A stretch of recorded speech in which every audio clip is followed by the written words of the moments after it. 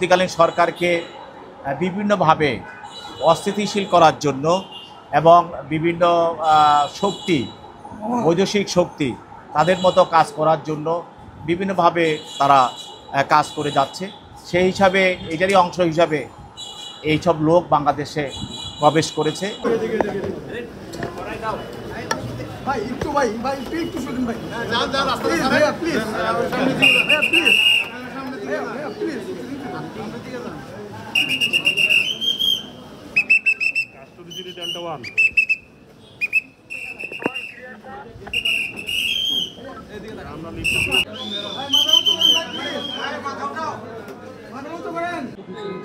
রমনা থানা একটি সন্ত্রাসবিরোধী আইনের মামলায় এনায়েত করিম চৌধুরী তাকে আজকে এজাহারনামী আসামি তাকে বিজ্ঞ আদালতে উপস্থাপন করা হয়। এর আগে সে দুই দিনের পুলিশ রিমান্ডে ছিল।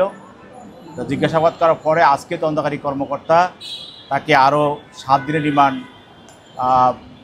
রিমান্ডের জন্য আবেদন করেন এবং তার পক্ষে তার আইনজীবীরা রিমান্ড বাতিলপূর্বক জামিনে প্রার্থনা করেন। আজকের এই মামলায় আপনারা জানেন যে এই যে এনায়েত করিম চৌধুরী তাকে পুলিশ মিন্টো রোডের পাশে মন্ত্রীপাড়ার কাছাকাছি একটি জায়গায় তাকে প্যারাডো গাড়িতে ঘোরাফেরা করা অবস্থায় তাকে সন্দেহ করে সুয়েন্দ্র দ্বারা আটক করা হয়। এরপরে তার বিরুদ্ধে 2 দিন রিমান্ড দেওয়া হয় এবং তাকে যখন জিজ্ঞাসাবাদ করার ফলে এবং তার কাছে 2টি আইফোন পাওয়া যায়, ওই 2টি আইফোনে তদন্তকারী কর্মকর্তা পরীক্ষা নিরীক্ষা করে বিভিন্ন তথ্য পাওয়া যায় এবং এই তথ্যের উপরে ভিত্তি করে তাকে জিজ্ঞাসাবাদ করা হয়। তথ্যতে যে জিনিসগুলি পাওয়া যায় সেটা হলো সে নিজেও বলে যে সে বাংলাদেশে একটা বিদেশি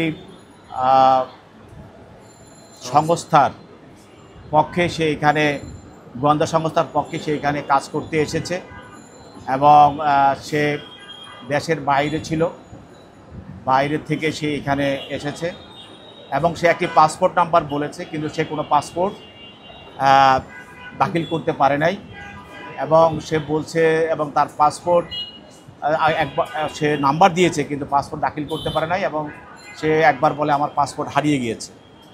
তো তার বক্তব্য মতে এবং তার আইফোনের তথ্য মতে দেখা যায় সে দেশে বর্তমান সরকারকে উৎখাত করার জন্য বিদেশি গোয়েন্দা সংস্থার পক্ষ হয়ে সে এখানে বিভিন্ন মানুষের সঙ্গে এবং রাজনৈতিক নেতাদের সঙ্গে দেখা করার চেষ্টা করছে এবং বিভিন্ন সরকারি উচ্চপর্যায়ের কর্মকর্তাদের সঙ্গে দেখা করার চেষ্টা করছে এবং বিভিন্নভাবে আর্থিকভাবে বিভিন্ন মানুষকে লোভ লালসা দেখিয়ে সরকারকে উৎখাত করে আরেকটি নতুন সরকার গঠন করার জন্য সে চেষ্টা করছে এবং তার দেওয়া তথ্য মতে আরেকজন আসামি গোলাম মোস্তফা তাকেও পুলিশ গ্রেপ্তার করে এবং গ্রেপ্তার করে তার বিরুদ্ধে 7 দিনের রিমান্ড প্রার্থনা করে। গোলাম মোস্তফাকে সে স্বীকার করে যে গোলাম মোস্তফা তার এদেশের এজেন্ট এবং গোলাম মোস্তফার মাধ্যমে সে এখানে বিভিন্ন মানুষের সঙ্গে উচ্চপদস্থ কর্মকর্তা এবং বিভিন্ন রাজনৈতিক নেতাদের সঙ্গে সে যোগাযোগ করে এবং তাদেরকে সে আর্থিকভাবেও বিভিন্ন প্রলোভন দেখায় এবং সাহায্য করে।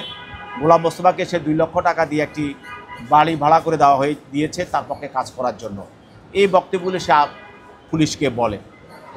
তদন্তকারী কর্মকর্তা তাই এই 2 জনের গোলাম মোস্তফার জন্য 7 দিনের রিমান্ড প্রার্থনা করা হয় এবং আমরা তদন্তকারী কর্মকর্তা বলেন এদের আরও তথ্য পাওয়া দরকার এবং এদের সঙ্গে কারা কারা জড়িত আছে, কারা কারা তারা আর্থিকভাবে সাহায্য করেছে এবং তাদের উৎস কোথায় এবং এই দেশে আর কারা কারা তাদের সঙ্গে আছে, সব কিছু আমাদের দেশের স্বাধীনতা, সার্বভৌমত্ব এবং সরকারের স্থিতিশীলতা রক্ষার্থে তাদেরকে আরও জিজ্ঞাসাবাদ করা প্রয়োজন। তো বিজ্ঞ আদালত উভয় পক্ষের বক্তব্য শোনার পর উভয়ের বিরুদ্ধে 5 দিনের রিমান্ড মঞ্জুর করে তাদেরকে তদন্তকারী কর্মকর্তার হেফাজতে প্রদান করেন।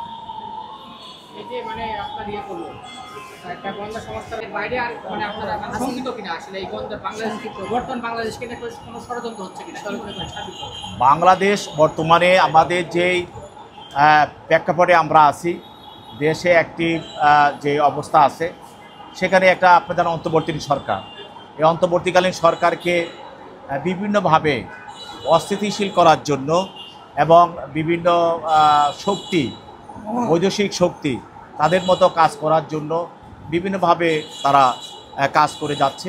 সেই হিসাবে এটারই অংশ হিসাবে এইসব লোক বাংলাদেশে প্রবেশ করেছে।